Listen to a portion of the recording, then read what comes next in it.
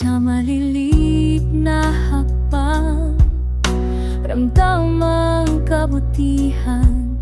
Tahimik man kumilos, umaabot sa bawat nangangailangan. Hindi kailangan ng kapangyarihan para maging sandigan ng taong naghahanap ng galungan.